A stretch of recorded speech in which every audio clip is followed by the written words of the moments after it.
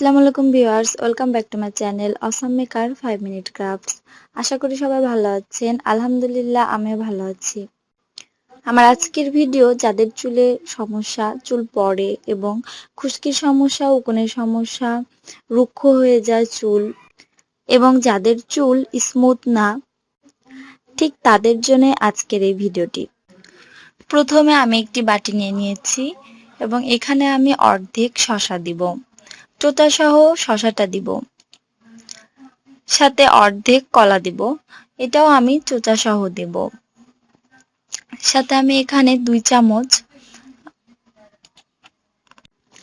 চাপাতি নিয়ে নিব।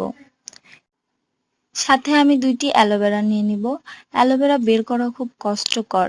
দেখেন এখানে আমি কিভাবে অ্যালোভেরা বের করছি।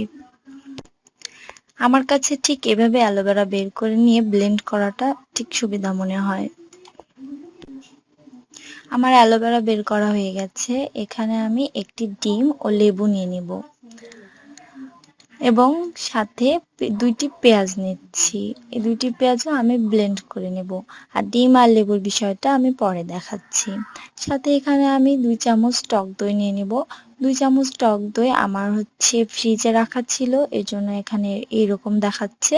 সাথে আমি 1 পিস লেবু নিয়ে নিলাম এবং একটি ডিম নিয়ে নিলাম। আর দেখছেন আমার ব্লেন্ড করা হয়ে গেছে আগের সব রেমেডি। এখন সব আমি একসাথে ভালোভাবে মিক্সড করব এবং চুলে অ্যাপ্লাই করব